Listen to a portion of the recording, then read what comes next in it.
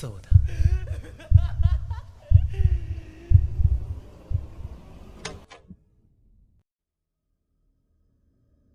Salve, pessoal! Sejam muito bem-vindos ao Nova Gênesis. Eu sou o Gimel e hoje, aproveitando o nosso novembro de Halloween, eu vim contar pra vocês uma história absolutamente repulsiva. Se você é o tipo de pessoa que não se abala com nada, que se gaba de não sentir medo de nada, talvez hoje finalmente seja o dia em que você vai ficar perturbado. Agora, se por outro lado você é uma pessoa cagona, ou que tenha certa tendência para paranoia ou obsessão, então eu recomendo que você pause aqui e pense bem se você realmente deseja continuar, porque as coisas que você ouvirá nesse vídeo, você nunca será capaz de desouvi-las, obviamente, e você desejará, ok? Você desejará não ter ouvido o que você ouvirá em momentos aqui. E se sua escolha for continuar, então nesse caso eu insisto que vejam o vídeo até o final, porque depois de contar esse relato, essa história, eu farei uns comentários que são importantes sobre ela. E dito isso, feitos todos os avisos, vamos iniciar essa história aqui. Esse texto que eu lerei para vocês é uma tradução minha de um texto gringo, um texto americano, que ganhou certa notoriedade uma época por conta do absurdo que ele descreve. E esse texto ele vem de um fórum em que as pessoas confessavam os segredos mais obscuros das vidas delas, né? Então vocês já podem imaginar o teor que tem isso aqui, né? Obviamente que nenhuma identidade era divulgada, então é impossível saber se esse relato é verdade ou se é uma ficção macabra que alguém escreveu para espalhar pesadelos pelo mundo. E dito isso, depois de ler o texto para vocês, eu vou dizer por que eu acho que talvez seja verdade tudo o que está escrito ali, certo? Então, sem mais delongas, vamos ao texto. O homem parasita. Minha obsessão fere as pessoas ao meu redor. Também é um fetiche, mas a coisa vai muito mais longe do que isso. Eu tentarei explicar essa obsessão da melhor forma que eu puder, e a partir de como ela começou. Basicamente, quando eu era criança, eu contraí otiúros. Os otiúros, para quem não sabe, eles são um tipo de verme intestinal, né? Ele fica no intestino, porém, ele é conhecido porque ele desce o intestino, passa pelo reto, chega bem perto da saída, digamos assim, né, do corpo, e aí ele bota ovos ali. E aí dali esses ovos se espalham para tecido de roupa, para toalha, para assento de privada, para mão humana, né, se o cara pega e coça. E, inclusive eles estão associados, né, um dos sintomas que eles causam é coceira nessa região. Até porque isso facilita muito a propagação deles. Mas enfim. Aí ele diz: era uma sensação estranha e a coceira era dolorosa. Meus pais me levaram ao médico e eu comecei a tomar remédios para me curar disso. Esse evento foi o que despertou minha obsessão. O pensamento de que meu corpo era o mundo todo desses seres, como um planeta ou coisa do tipo, era simplesmente muito interessante.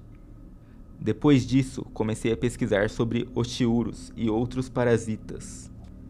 Eu descobri que o corpo humano já abriga parasitas naturalmente, como o Demodex em seus cílios. E eu queria saber quantos um corpo humano poderia suportar sem correr risco de problemas sérios de saúde. Essa curiosidade infestou minha mente por anos. Agora tenho 25 anos, mas sou muito bem versado em parasitas, pois estive estudando eles por mais de uma década. Eu também me infecto propositalmente com parasitas não letais, pois é parte de um fetiche. Alguns têm funcionado melhor que outros. Alguns poucos me deram sérias febres e diarreias, enquanto outros são muito mais toleráveis. Eu atualmente tenho oxiurus e tênias, vários tipos de protozoários não patogênicos e piolhos pubianos, também conhecidos como piolhos chatos, né? Os piolhos que habitam apenas as florestas baixas. Aí ele diz: sou incrivelmente masoquista, então ainda que seja desconfortável, eu sinto prazer nisso.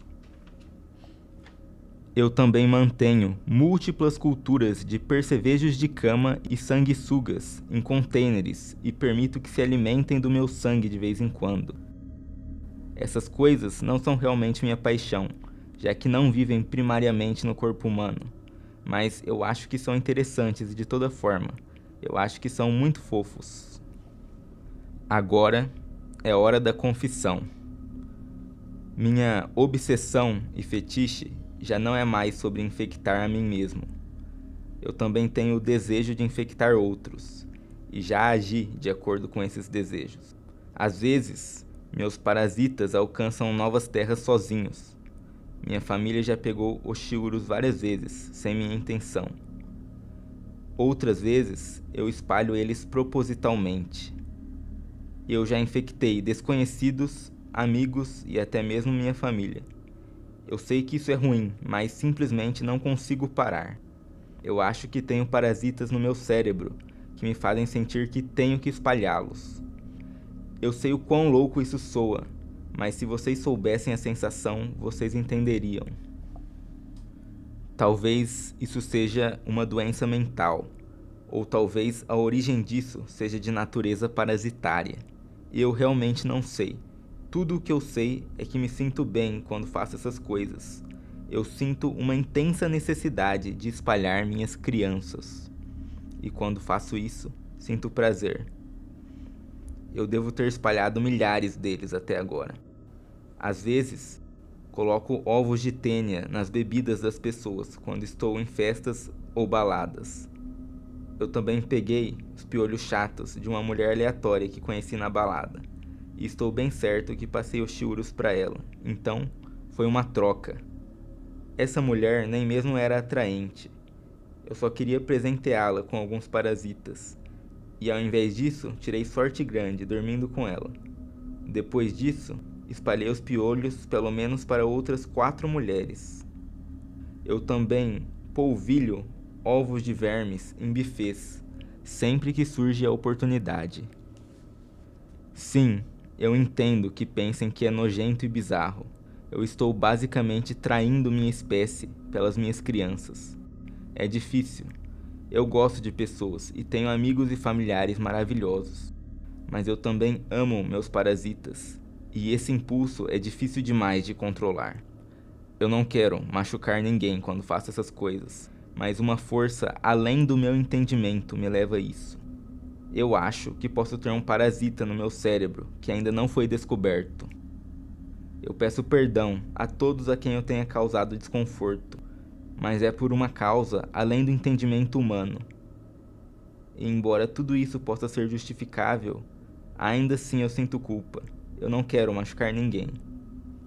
Eu espero que as pessoas para as quais eu espalho meus presentes possam ter a mente mais aberta e que não matem minhas crianças, mas que ao invés disso aprendam a conviver com elas assim como eu faço.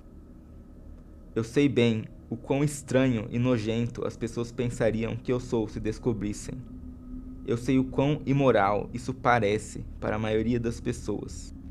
E eu presumo que depois de ler isso, vocês terão uma visão muito negativa de mim. Mas lembrem-se que eu apenas quero o melhor para minhas crianças. E se vocês estivessem no meu lugar, com certeza fariam o mesmo. Bom, esse foi o texto. O que vocês acharam, pessoal? Perturbador o suficiente? Comentem aí o que acharam desse relato. E caso a resposta seja não, não foi o perturbador o suficiente, o que eu duvido, podem deixar que eu vou complementar com algumas informações espantosas que eu separei para mostrar para vocês. Para quem não sabe, eu, Guimel, cursei uma faculdade da área da saúde fisioterapia, embora eu não tenha terminado, porque fui recrutado para a Nova Gênesis. Eu escutei muitas histórias perturbadoras sobre vermes, porque existe um ramo dessa galera mais natureba de tratamentos alternativos que fala muito sobre vermes. E bom, o texto do nosso homem parasita, ele em pelo menos 2 momentos cogita a possibilidade de ter um parasita no cérebro que influencia os comportamentos dele, né? Isso, no mundo dos parasitas, não é nenhum tipo de novidade. Diversos parasitas diferentes atuam sobre o cérebro de seus hospedeiros, né, e alteram seus comportamentos. Um exemplo assustador é o do Toxoplasma gondii, que é um protozoário responsável pela doença toxoplasmose, transmitida pelos gatos. E o que acontece é que esse protozoário ele tem por hospedeiro definitivo os gatos. Mas para chegar até os gatos, ele tem os hospedeiros intermediários, né? E ele é conhecido por alterar a mente desses hospedeiros intermediários. Então, por exemplo, o rato, quando ele está infectado pelo parasita Toxoplasma gondii, a química do cérebro dele é alterada para que ele sinta no cheiro da urina do gato o mesmo cheiro dos feromônios das ratas fêmeas, né? Então ele vai começar a andar por onde os gatos andam, né? E ele também vai perder o medo dos gatos. A química do cérebro dele é alterada para que ele não tenha medo de gato. Tudo para facilitar com que o gato coma ele, para que o parasita chegue ao seu hospedeiro final. Só que acontece que um dos hospedeiros intermediários que o toxoplasma se utiliza para chegar até o gato é o ser humano, né? A toxoplasmose, que é a infecção por esse protozoário, ela, até onde eu tenho conhecimento, não tem cura. O protozoário vive no corpo humano a vida toda. E na maioria das pessoas, ele não provoca nenhum tipo de complicação aparente, certo? Porém, apesar de aparentemente ele não ter complicações em humanos, existem estudos que associam a presença desses protozoários com esquizofrenia, com um comportamento de tomada de riscos muito grande, agressividade e até mesmo com uma alta taxa de acidentes de carro entre as pessoas que estão infectadas por esse protozoário. Então, parasitas tendo um efeito no cérebro humano não são novidade alguma, né, cientificamente falando. Mas até onde pode ir esse controle mental dos parasitas? Essa pergunta que é realmente desconcertante, né? E se, assim como um vírus, o vírus, cientificamente falando, ele não é um ser vivo, mas ele usa todo o aparato da célula para viver, uma coisa absolutamente sinistra. Mas e se, assim como o vírus usa a célula para viver, esses parasitas pudessem usar o cérebro humano para pensar? Para mim, o que a gente vê nesse texto do Homem Parasita é algo como isso, porque embora exista uma consciência humana editando o texto claramente, também parece existir algo além aí. Por exemplo, quando ele está falando que os seres humanos têm um parasita chamado Demodex em seus cílios, ao invés dele falar nós humanos temos esse parasita em nossos cílios, ele fala da humanidade como algo externo, algo diferente dele, o que é muito curioso. Isso para não dizer de quando ele se refere aos parasitas como minhas crianças, né? Aí já não é um humano falando, certo? Então eu acredito que esse texto aqui seja uma comunicação conosco por parte de criaturas não humanas, ao menos em parte isso. Nós, seres humanos, né, equipados com uma máquina tão poderosa quanto o cérebro, nós temos a inocente crença de que essa máquina é inhackeável, né?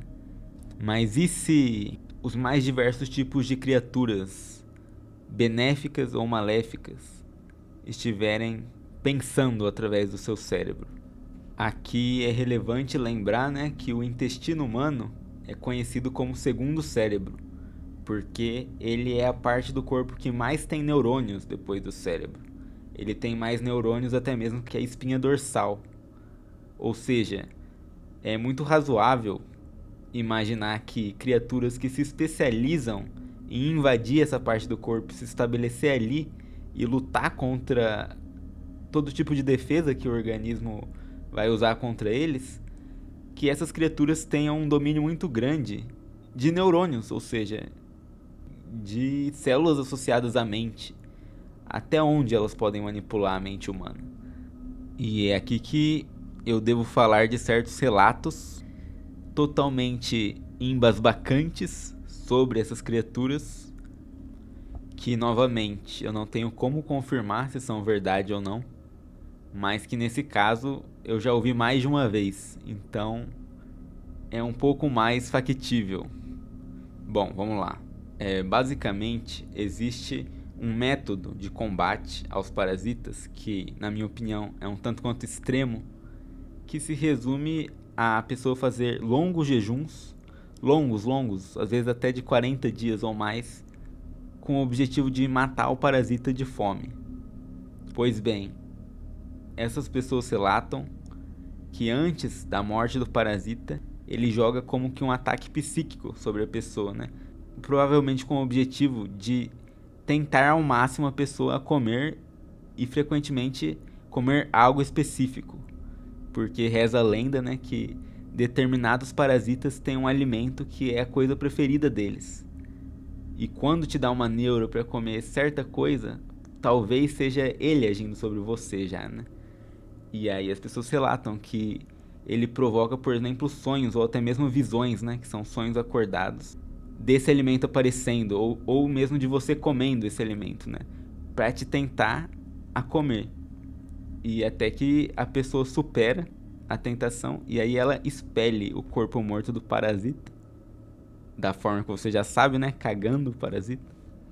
E há relatos de que o parasita sai com o cheiro desse alimento que ele tentou forçar você a comer. Bizarro, certo? Totalmente bizarro. E não acaba por aí, né? Em alguns desses relatos ocorre um fenômeno ainda mais assustador, que é o seguinte: a pessoa tá lá em isolamento, no quarto, pá, fechado, meditando, às vezes rezando, normalmente jejum é acompanhado por algum tipo de prática religiosa, né? Até que a barriga da pessoa começa a fazer um som muito alto, uma espécie de urro. O parasita desesperado. Se a casa tem algum animal, cachorro, por exemplo, é relatado que eles se amontoam na porta do quarto e as barrigas deles começam a reproduzir o mesmo urro, como se o parasita estivesse se comunicando com os outros na barriga dos animais, telepaticamente, alertando da situação dele. Eu pergunto novamente, já está perturbador bastante? Eu poderia continuar, eu poderia falar do caso em que o casal estava se beijando e aí uma ascaris, uma lombriga, saiu da boca dele e foi para a boca da namorada. As lombrigas podem fazer isso, elas escalam o corpo humano. Existe um caso de um homem que morreu porque um bolo de ascaris havia obstruído as vias respiratórias dele. E, cara, a gente poderia seguir infinitamente nisso. Tem o caso do cara que começou a expelir um verme de fucking 6 metros de comprimento e precisou da ajuda da esposa pra terminar de puxar. Vocês conseguem imaginar essa cena? Então sim, poderíamos continuar, mas vamos parar por aqui porque eu tenho certeza que já foi o suficiente. Tenho certeza que você já tem material para pesadelos pelo menos até o ano que vem. Afinal, os vermes, eles estão ligados a tudo de mais repugnante, tudo aquilo que nós evitamos ao máximo falar sobre, né? Dejetos, intestinos, sexo, né? Tem teorias de que alguns vermes provocariam depravação sexual mesmo em humanos. E por conta de tudo isso, no nosso mundo de aparências, né? Onde tudo que é minimamente feio, desconcertante, é varrido para debaixo do tapete, os vermes podem se desenvolver com certa liberdade, né? Sem ser muito incomodados. Afinal de contas, a maioria das pessoas não quer nem mesmo cogitar a possibilidade de ser a casa dessas pequenas abominações. E aqui, deixando claro, não sou nenhum especialista nessas criaturas, mas existe uma frase, né, que é dita para, digamos, colocar as pessoas em seus lugares, colocar a questão em perspectiva. E eu não sei até que ponto isso prova mesmo a presença de algum verme, mas as pessoas perguntam: por acaso a sua barriga ronca? Porque segundo essas pessoas, barriga não ronca, né? Quem ronca são os vermes.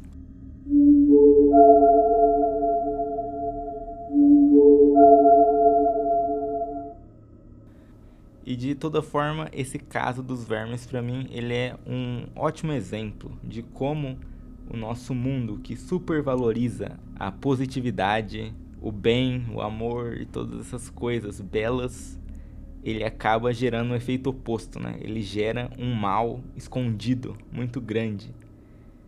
Os vermes são uma ótima demonstração disso. E, por outro lado, né, tem as pessoas que se tornam obcecadas em combatê-los, que é como eu falei, pessoas que quase se matam, né, porque o que é um jejum de 40 dias, né? A pessoa quase se mata para vencer esses vermes, né, por causa do nojo extremo que eles provocam na pessoa.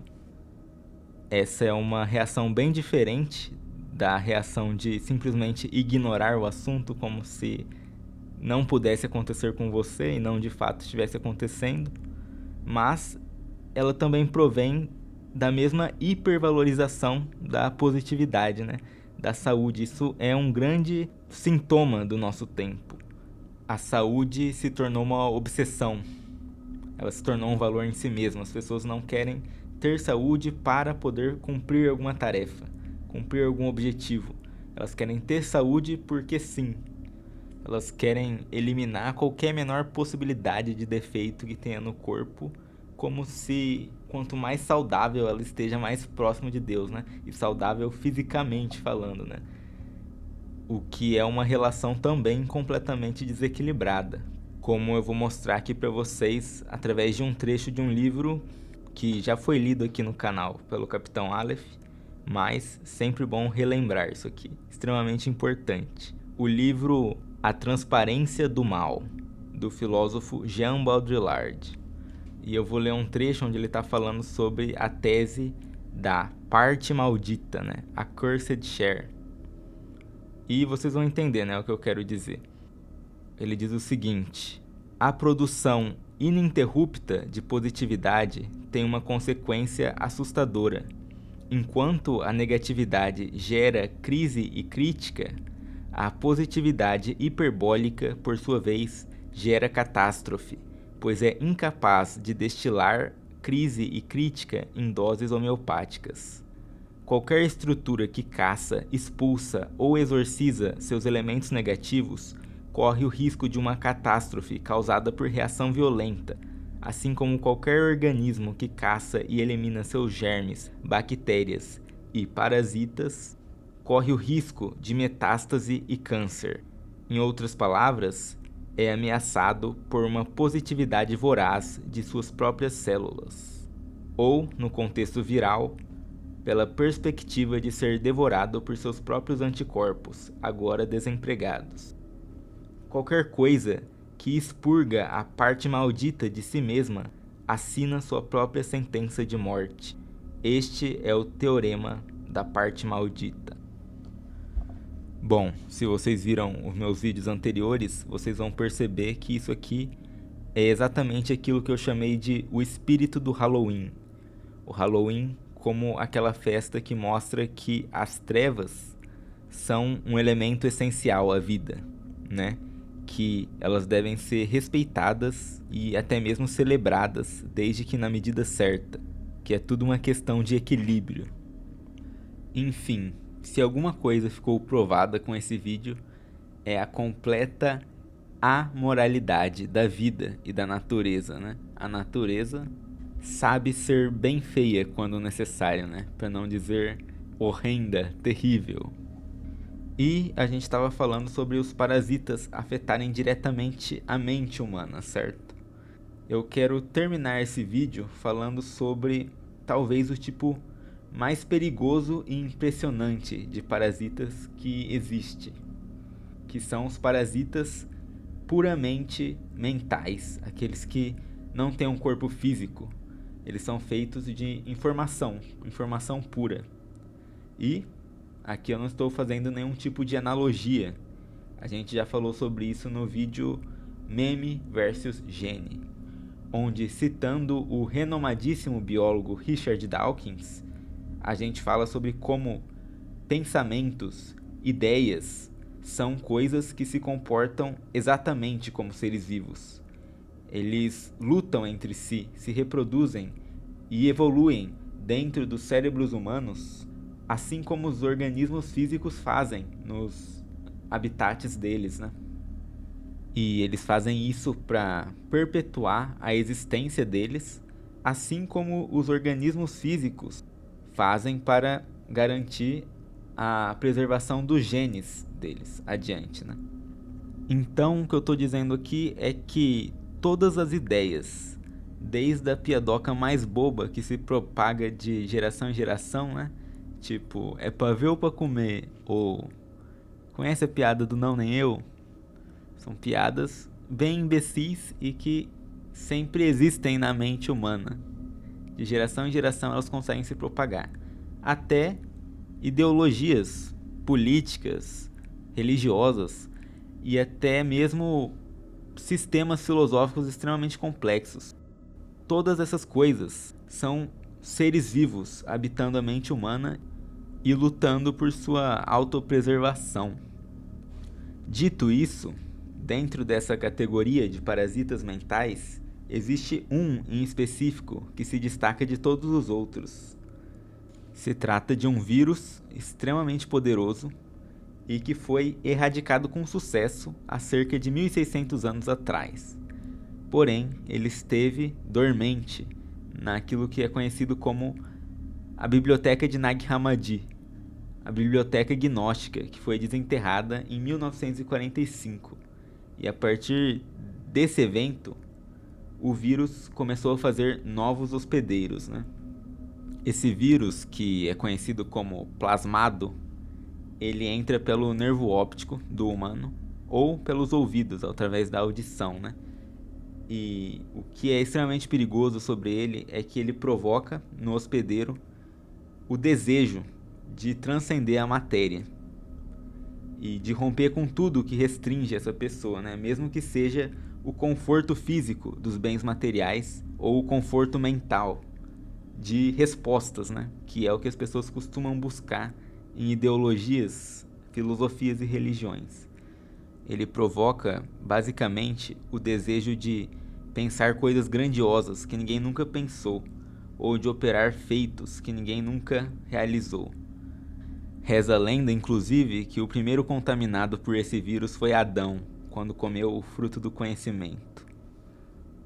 Senhoras e senhores, sinto informar-lhes tão tarde disso, mas se você está assistindo esse vídeo, você já tem uma larva do plasmado alojada em seu cérebro. E eu peço a você que não mate essa criança, mas que aprenda a conviver com ela, assim como eu fiz. Talvez esse vídeo, desde o começo, tenha sido uma inteligência não humana se comunicando com você.